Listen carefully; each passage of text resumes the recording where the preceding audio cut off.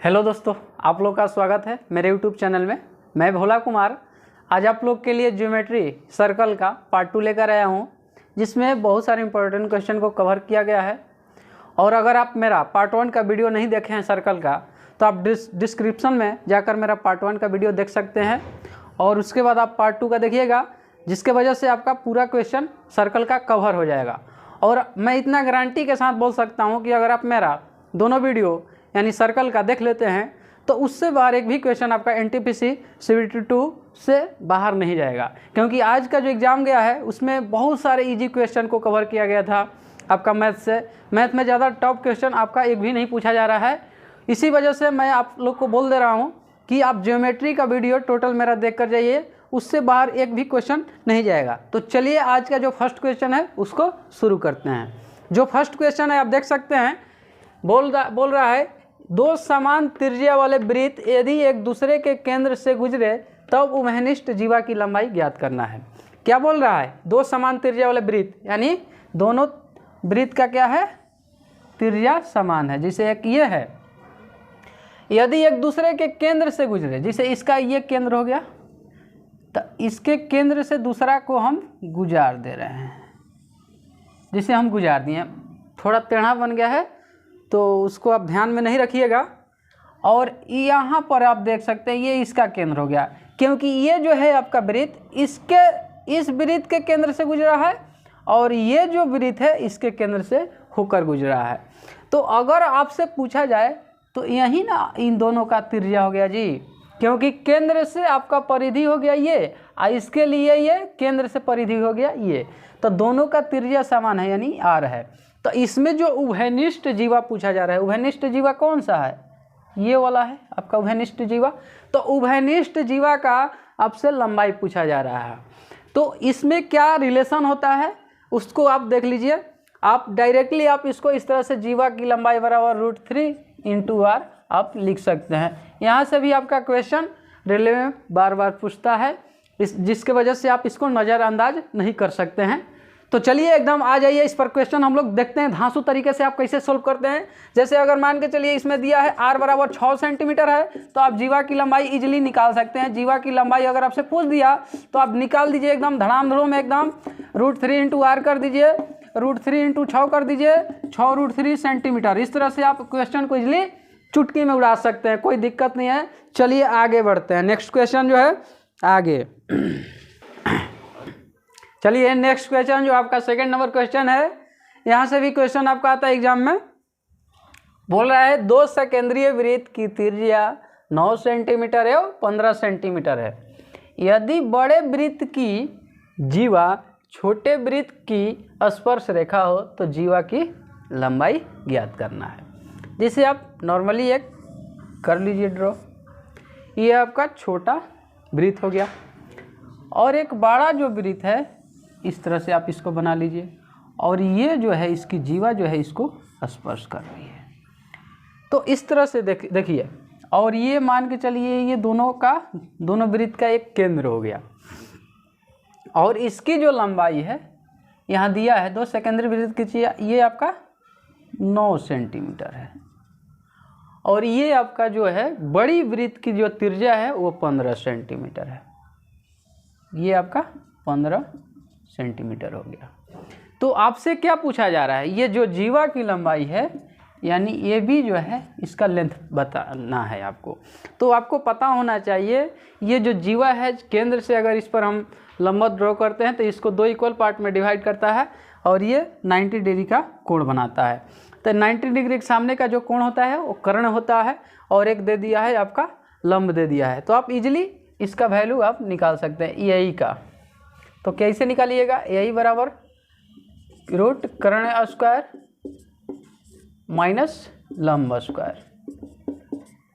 कर्ण कितना है 15 माइनस 9, 15 का हो गया 225, 9 9 81, आपका √144 यानी आपका 12 सेंटीमीटर ये हो गया 12। तो ये भी कितना हो जाएगा 12 हो जाएगा, क्योंकि इसको 2 इक्वल पार्ट में डिवाइड करता है। तो अगर आपसे पूछा गया है ए बी का वैल्यू यानी टोटल ए बी, तो ए बी बराबर आप क्या लिखिएगा, ए बी बराबर आप लिख दीजिए A E plus E B. AE plus EB यानी 12 प्लस 12 cm यानी 24 cm आपका आंसर हो जाएगा। तो इस टाइप से भी क्वेश्चन आपको रेलवे में पूछ देता है, तो आपको क्वेश्चन स्किप करके आगे नहीं बढ़ना है, टोटल क्वेश्चन को आपको अटेम्प्ट करना है। मैथ का एक भी क्वेश्चन आपको नहीं छोड़ना है, क्योंकि मैथ और रीजनिंग ही एक ऐसा पोर्शन है जिसकी वजह से आप एग्ज़ाम में क्वालिफाई कर सकते हैं। क्योंकि बहुत सारे ऐसे स्टूडेंट हैं जो आपका मैथ से कुछ क्वेश्चन आपको छोड़ देते हैं, और आपका करेंट अफेयर्स जीके लगभग हर एक स्टूडेंट जो है मैक्सिमम छोड़ देते हैं जो हार्ड होता है। तो ज़्यादा जो है बच्चे जो है मैथ और रीजनिंग की वजह से पीछे चले जाते हैं, एग्ज़ाम का रिजल्ट नहीं आ पाता है। तो इसी वजह से मैं बोल रहा हूँ कि आप लोग मैथ और जीके पर थोड़ा ज़्यादा विशेष ध्यान दीजिए, मैथ और रीजनिंग पर ज़्यादा ध्यान दीजिए, और रीजनिंग पर भी दीजिए। और आपका करंट पर आप 2021 का करंट देख लीजिएगा, क्योंकि करंट जो आपका है 2021 से पूछा जा रहा है। 2022 पर ज़्यादा आप फोकस मत कीजिए, 2021 को देख लीजिएगा। 2020 के जो ऐसे आप देख सकते हैं, आप नवंबर से आप दिसंबर का भी देख सकते हैं। तो चलिए नेक्स्ट क्वेश्चन को देखते हैं, क्वेश्चन नंबर 3 का। चलिए नेक्स्ट क्वेश्चन 3 नंबर क्वेश्चन बोल रहा है, परिधि पर एक ही तरफ समान चाप से बनने वाले सभी कोण आपस में बराबर होते हैं। जैसे आप देख सकते हैं, जैसे हमने एक सर्कल ड्रॉ कर दिया, और क्या बोला गया है, जैसे हम मान के चलिए यहाँ से एक चाप ले लेते हैं, ये आपका चाप हो गया। ये जो चाप है, चाप से हम मैंने ड्रॉ कर दिया एक, ये आपका ट्रायंगल हो गया।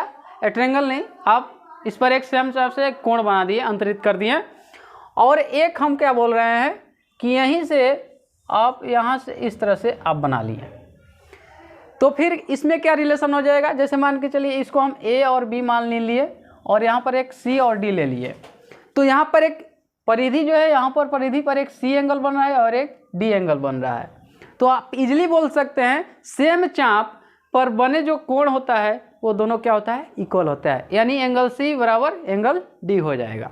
तो इस तरह से आप क्वेश्चन आएगा तो आप बना सकते हैं। अगर मान के चलिए अगर C का वैल्यू दिया है 20 डिग्री, तो D का भी वैल्यू कितना हो जाएगा, 20 डिग्री, यानी जितना C का वैल्यू होगा उतना ही D का वैल्यू होगा। चलिए नेक्स्ट क्वेश्चन की तरफ बढ़ते हैं। वृत्त के किसी चाप द्वारा केंद्र पर बना कोण उसी चाप द्वारा परिधि के शेष भाग पर बने कोण का 2 गुना होता है। जैसे मान के चलिए कि हमने एक वृत्त को खींच दिया है, और ये मान के चलिए सेम चाप बोला जा रहा है, चाप है ना जी, चाप है, जीवा नहीं लेना है। वृत्त के किसी चाप द्वारा केंद्र पर बना कोण, जैसे मान के चलिए कि यहाँ पर यह केंद्र हो गया, तो ये हमने केंद्र को बना लिया, और बोल रहा है कि उसी चाप द्वारा परिधि के शेष भाग पर बने कोण का 2 गुना होता है। जैसे मान के चलिए शेष भाग तो ये हो गया, ये हो गया, तो केंद्र पर जो बनेगा कोण, यानी मान के चलिए अगर हम यहाँ पर x लिख देते हैं तो ये कितना हो जाएगा, ये आपका 2x हो जाएगा। क्यों? क्योंकि ये 2 गुना हो जाएगा।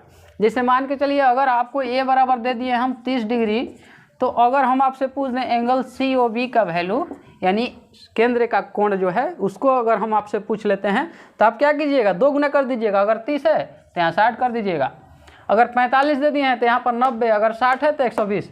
इस तरह से क्वेश्चन, ये बहुत ही इंपॉर्टेंट थ्योरम है, इसको आप नज़रअंदाज नहीं कीजिएगा, इसको ज़रूर आप देख कर जाइएगा। यहाँ से क्वेश्चन आपको रेलवे में देखने को मिलता है। चलिए नेक्स्ट क्वेश्चन की तरफ बढ़ते हैं।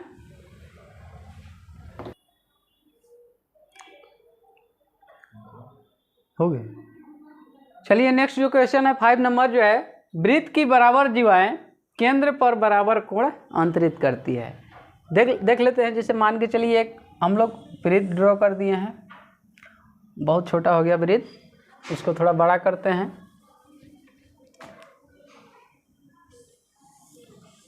जैसे ये देखिए ये वृत्त हो गया, और जीवाएं जो है, जैसे मान के चलिए एक इधर जीवा ले लिए हैं और एक इधर ले लिए हैं, और ये आपका केंद्र हो गया।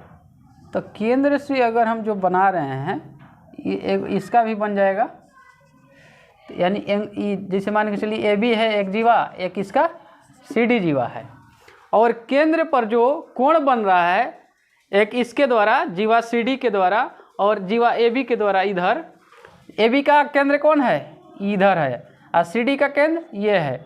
तो बोल रहा है क्या होता है, दोनों आपस में बराबर होते हैं, यानी एंगल ए ओ बी बराबर एंगल सी ओ डी, ये आपका रिलेशन होता है। आप इसको थ्योरम में प्रूव कर सकते हैं। आप देख सकते हैं, जैसे मान के चलिए आपका ये है, तो ये क्या हो जाएगा, त्रिज्या हो जाएगा, ये भी त्रिज्या तो बराबर हो जाएगा, ये भी त्रिज्या है, ये भी त्रिज्या है, यानी साइड एंगल साइड से ये समता का प्रयोग करके आप इसको समरूप कर सकते हैं, और समरूप कीजिएगा तो सामने का जो एंगल होगा वो इक्वल हो जाएगा। तो हम लोग ज़्यादा डीप में नहीं जाएंगे, क्योंकि हम लोग अभी 9th क्लास में नहीं पढ़ रहे हैं, हम लोग कंपटीशन की तैयारी कर रहे हैं, तो हम लोग थ्योरम को प्रूफ नहीं करेंगे। केवल उसको हम लोग केवल ध्यान में रखना है, छोटी छोटी चीज़ों को ध्यान में रखना है, जो पहले हम लोग पढ़ चुके हैं उसको भूलना नहीं है। जैसे आप देख सकते हैं, किसी चक्रीय चतुर्भुज के समूह कोणों का योग 180 डिग्री होता है, तो ये भी आपको पता होगा, लेकिन आपको ध्यान नहीं होगा, इसी वजह से इसको हम आपको ध्यान में पढ़वा रहे हैं। जैसे देखिए, ये आपका हो गया वृत्त। चक्रीय चतुर्भुज किसे कहते हैं, इसकी जो चारों भुजाएं जो होती है ना चक्रीय चतुर्भुज की, वो वृत्त के परिधि को टच करती है। जैसे मान के चलिए, एक इसका ये हो गया, एक यहाँ बी हो गया, और एक यहाँ सी हम ले लिए, और एक यहाँ हम डी ले लिए। तो ये जो हमारा बना, ये चक्रीय चतुर्भुज है। क्यों चक्रीय चतुर्भुज है, क्योंकि ये चारों जो है, इसका जो है केंद्र जो है, इसका चारों शीर्ष बिंदु जो है वो वृत्त के परिधि से होकर गुजरा है। तो बोल रहा है किसी चक्रीय चतुर्भुज के सम्मुख कोणों का योग 180 डिग्री होता है। जैसे अगर हम आपसे पूछ लेते हैं एंगल बी का सम्मुख कोण, सम्मुख मतलब क्या होता है, सामने का, तब बी के सामने क्या है, सी, यानी बी प्लस सी बराबर कितना हो जाएगा, 180 डिग्री। इसी तरह से एंगल ए एंगल डी, यानी angle A plus angle D बराबर हो जाएगा 180 डिग्री। इस रिलेशन को भी आपको ध्यान में रखना होगा। चलिए अगला जो क्वेश्चन है, यदि किसी चक्रीय चतुर्भुज की एक भुजा बढ़ा दी जाए तो इस प्रकार बना बाह्य कोण इसके अभिमुख अंतःकोण के बराबर होता है। बना लीजिए इस तरह से, ए हो गया, बी हो गया, ले लिए हम सी डी, इस तरह से हमने बना लिया। ये हो गया आपका चक्रीय चतुर्भुज।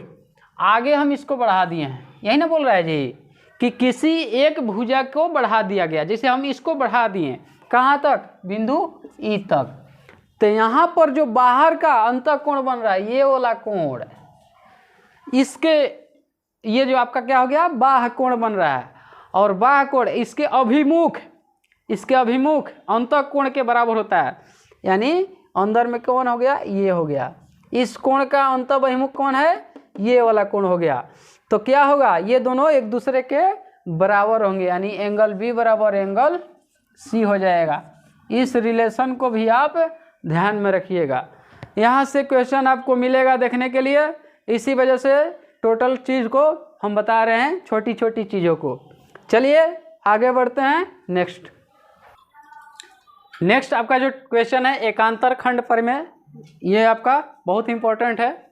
यदि किसी वृत्त की स्पर्श रेखा, ये आपका वृत्त का क्या हो गया, स्पर्श रेखा हो गया, के स्पर्श बिंदु से एक जीवा द्वारा, ये आपका जीवा हो गया, एक जीवा द्वारा खींची जाए तो इस जीवा द्वारा दी गई स्पर्श रेखा के साथ बने कोण संगत एकांतर खंडों में बने कोणों के क्रमशः बराबर होते हैं। यानी ये आपका जो कोण होगा, एकांतर खंड जो कोण हो गया, इसके द्वारा जो बन रहा है कोण, ये वाला जो कोण है, इस कोण के क्या होगा, बराबर हो गया। यानी एंगल सी बराबर एंगल बी ओ डी आप लिख सकते हैं। और वहीं अगर हम आपसे पूछ दें एंगल डी जो होगा, ये किसके बराबर होगा, इस एंगल के बराबर हो जाएगा। यानी एंगल डी बराबर एंगल ए ओ सी आप लिख सकते हैं। यहाँ से भी क्वेश्चन आपका आता है। अब जो आपका नेक्स्ट जो क्वेश्चन है आप देख लीजिए, थोड़ा बहुत ही मतलब इजी है, क्या बताया जाए। जैसे आपसे पूछ देता है परिवृत्त की त्रिज्या, जिसे आपको बता देगा परिवृत्त का त्रिज्या हम आपसे पूछ लेंगे। जैसे मान के चलिए कि अगर हम एक सर्कल ड्रॉ कर दिए और इसी में एक हम ले लेते हैं, एक इस तरह से हम ले लिए, आइए आपका केंद्र हो गया, तो इसका परिवृत्त का जो त्रिज्या होता है कभी भी आप कर सकते हैं, यानी अगर ये आपका समकोण त्रिभुज हो गया तो कर्ण बटा 2 आप लिख सकते हैं। और वहीं अगर हम आपसे पूछ दें, एक बना देते हैं, त्रिभुज बना देते हैं और इसके बाहर से एक वृत्त बना देते हैं, तो ये जो है अंतःवृत्त क्या हो जाएगा, अंतःवृत्त की त्रिज्या जो हो जाएगा क्या हो जाएगा,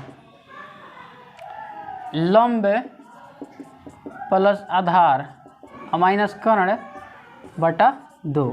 ये आपका थ्योरम है, ये सब बहुत ही इम्पोर्टेंट है, इसको आप कवर करके रख लीजिएगा, ध्यान में रखिएगा।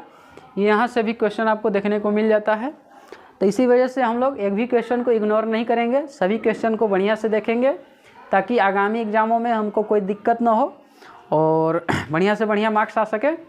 तो चलिए आज का वीडियो हम लोग इतना ही पर समाप्त करते हैं। अगर वीडियो आपको अच्छा लगा है तो आप इस वीडियो को सब्सक्राइब कर लीजिए, लाइक कर दीजिए और आगे तक शेयर कर दीजिए ताकि सभी लोग इस वीडियो को देख सके, जिसके वजह से उनको भी इस वीडियो से फ़ायदा हो। तो चलिए इतना ही पर समाप्त करते हैं, आज के लिए इतना ही काफ़ी है। जय हिंद, जय भारत।